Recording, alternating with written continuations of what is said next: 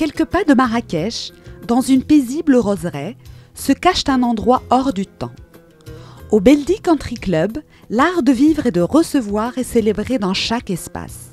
Murs en pisé, plafonds en bois, mobilier de fer forgé ou bois sculpté reflètent l'esprit nature et traditionnel du Beldi.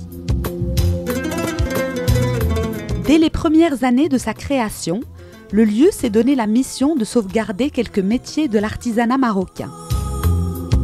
La poterie fut la première activité à s'installer confortablement dans un atelier de confection, un espace de peinture et enfin une boutique où les objets prennent la pose avant de prendre le large, emportés par un hôte de passage.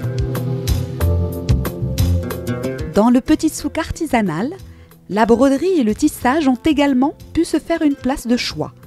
Coussins, tapis, linge de maison sont fabriqués sur place. Les derniers arrivés sont des objets du quotidien, beaucoup moins valorisés ces dernières années. Ils sont presque devenus invisibles à nos yeux et pourtant l'histoire du Maroc y est gravée.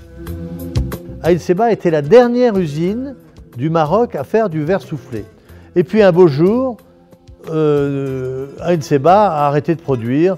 Et donc tout le monde s'est trouvé un peu orphelin, à la fois les cafés qui achetaient ce verre, les gens qui en achetaient pour faire des photos forts, les restaurants, les gens qui les peignaient. Donc on s'est dit qu'il était préférable de reconstruire une usine au Beldi, puisque ça s'insérait parfaitement dans le cadre de notre action. En revanche, il fallait qu'on récupère les forces vives et le savoir-faire des ouvriers.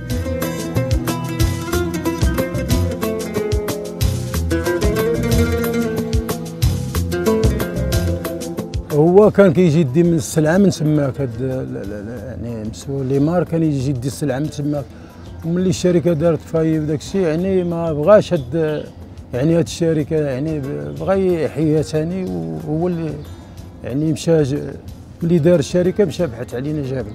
الفرق اللي كاين هو التزهيز مثلا الفران مزيان ما يعني ما كاينش الحراره بزاف خدام مرتاح يعني لارج حتى هو مزيان يعني كاع الدور مواتيه زعما مزيان.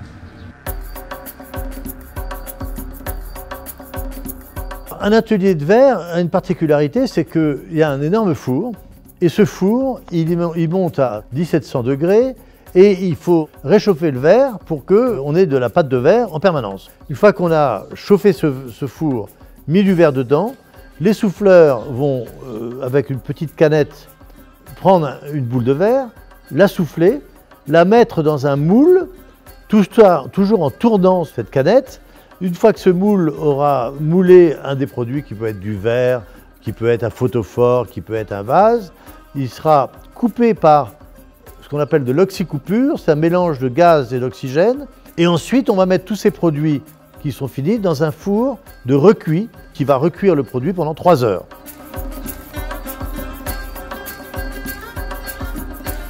Le verre qu'on utilise est du verre recyclé. Alors c'est soit des bouteilles transparentes, soit des bouteilles de couleur verte. On les sépare et en fonction du verre recyclé qu'on met dans le four, on aura des verres qui ne seront jamais les mêmes. Donc c'est ça qui est amusant, c'est qu'en fonction de ce qu'on met dans le four, sortent des produits qui sont un peu différents. C'est ce qui fait la richesse de ce produit. C'est un produit artisanal par définition et on n'a pas toujours les mêmes verres. Alors, le produit mythique, la légende, c'est le verre Beldi. Bon, le verre Beldi, il faut continuer à le faire parce que c'est un verre symbole fort du Maroc, on va dire. Bon. Effectivement, on a une gamme de produits différentes avec des verres un peu plus contemporains, comme le verre pyramide ou des sortes de photophores, des vases, des carafes. Et puis, la création est un élément très important. C'est, je dirais, l'élément dynamique de l'entreprise. Donc, on va chercher effectivement à intéresser d'autres gens.